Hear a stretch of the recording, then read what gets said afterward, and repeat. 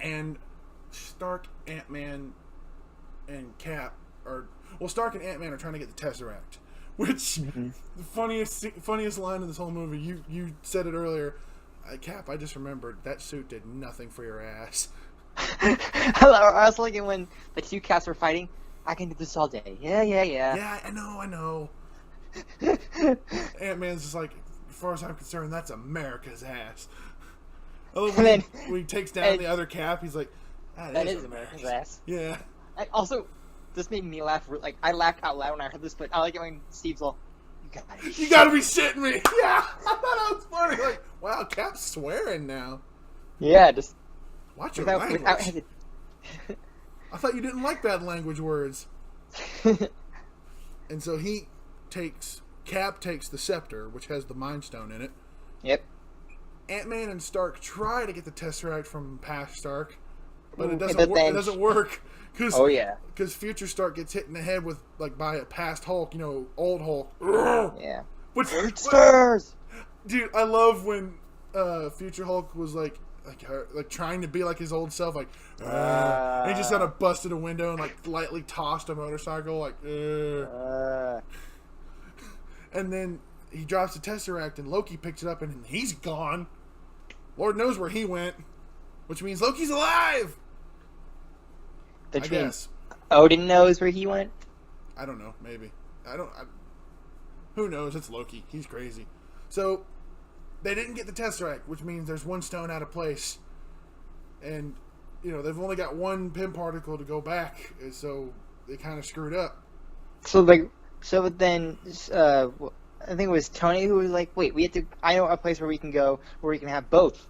Right, and it's that same military compound that Steve Rogers trained at in New Jersey in the 70s, and it actually makes sense because I did remember. Oh right, Howard Stark was with S.H.I.E.L.D. and so was Hank Pym. You mean Hydra? But we didn't know that yet. Right. Like really, these guys even look like bad guys. I love when Ant-Man's like, guys, if you do this and it doesn't work, you can't come back. And Iron Man's like, thanks for the pep talk, pissant. Pissant. That was so funny. So they go back, and this I love the scenes in this movie. Like, for one, Tony's talking to his father again, and his father doesn't even know it's him. Well, yeah. Well, no, I mean, like, I would never be able to handle it like that. If I was talking to, like, the young man who is, like, will eventually become my father, I don't know how I'd be able to talk to him. Mostly because I'm pretty sure at my age, my dad was... Anyway. But in that, and Steve Rogers sees Peggy again through the blinds in a window. I was like, Steve, don't screw it up. Don't screw it up. Yeah, he was, like, really close to the window. I'm like, dude, she's going to see you. But she didn't. And they do eventually find the Tesseract and more pin particles, which is good, because they don't want to get trapped in time. Also, when they show Hank that helmet, that's the OG helmet right there. Yeah, I saw that and I was like, wow, Marvel, you are just full of surprises. We know this. Yeah. I just like how every turn they're able to put something in there that true Marvel fans will see. I'm like, because I saw that helmet too and I went, oh yeah. They love us. They do. They love us really more than do. DC loves their. They love us more than DC loves their fans, which is why I abandoned them. So that's 3 stones accounted for, and it's explained in the movie, but it's kind of hard to follow. But basically, they take as long as they need in the past, but in the future, it's just like 5 seconds. Yep. And so as soon as they hit the return button, they'll just show back up all at the same time. Yep. And Rhodey and Nebula go to Morag to get the Power Stone, which is in the orb, which, if you remember in the first Guardians, at the very beginning, Peter Quill goes to get. Which is funny because they see him do the "come and get your love," and Rhodey's like, so he's an idiot. Yep. But I thought this was interesting because, remember in Infinity War, they addressed the fact that Nebula has like memory files and like a weird, like almost like a CPU in her head. Yep. And it's like on a certain radio wavelength, and when there's 2 of them, it starts shorting out. Like past Thanos, 2014 Thanos, starts seeing memories of somebody of future Nebula. Like, what's going on here? Like, there's a duplicate.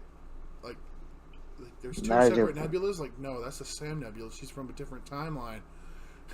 And so when they get the Power Stone, Rhodey returns.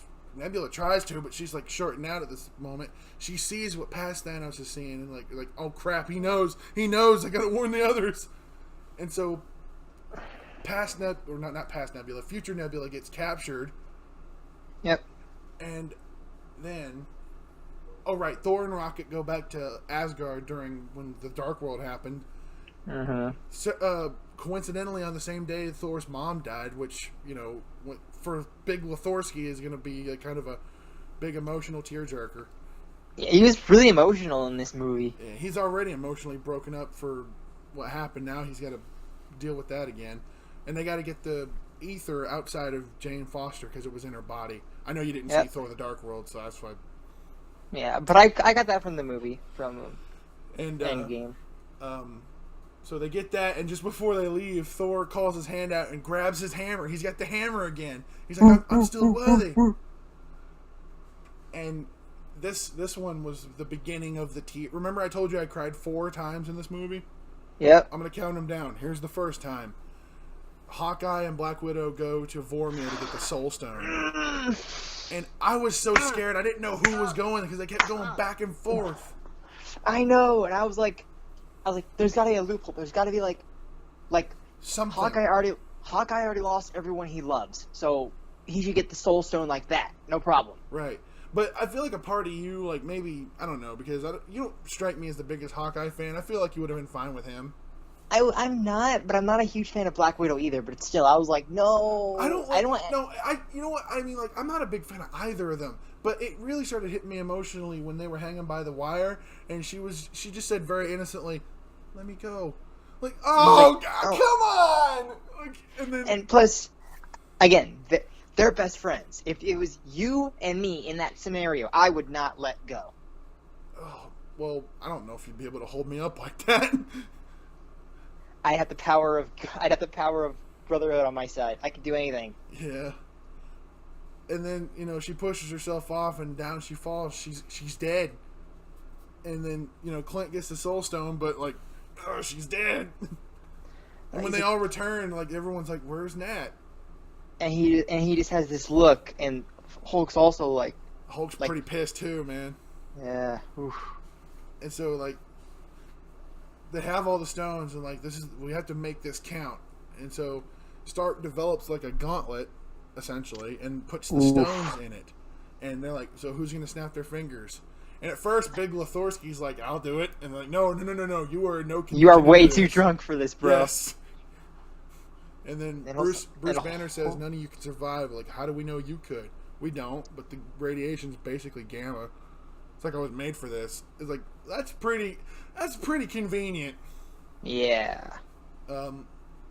But he puts it on. The power is, quite a lot. So I imagine it would singe his arm up a little bit. And then Tony Stark basically says, "All right, just bring back everybody Thanos snapped away 5 years ago. Change nothing else." Because, he doesn't want his little girl to be gone. Right. So Hulk snaps his fingers. And then Hawkeye's phone starts doing what your phone just did. And it's his wife. He's like, "Honey?" And then Scott's like, "I think it worked." But while this is happening, I forgot to mention this, sorry. When Nebula's GPS gets sent back, it's not the Nebula that they went with, it's past Nebula. She's setting the trap. She's bringing Thanos through the time machine into the future, past Thanos. Yeah. And as soon as Hulk snaps his fingers and everything's back, he bombs the Avengers compound. It's just leveled. I know. I was like, oh, come on. They just moved in. Yeah. And I was so scared that one of them was going to die. You think that would kill them. At least one of them. I was honestly betting on Hawkeye. Or no. I literally felt that Ant-Man died because he just got... Yeah, he was right near the window. Yeah. So Hulk, Rhodey, Rocket, and Ant-Man are on the bottom level getting drowned because water's getting poured down there. Ant-Man's trying to find them so he can get them out. Meanwhile, Stark, Cap, and Thor see Thanos sitting there and he's just waiting for us. And probably a trap.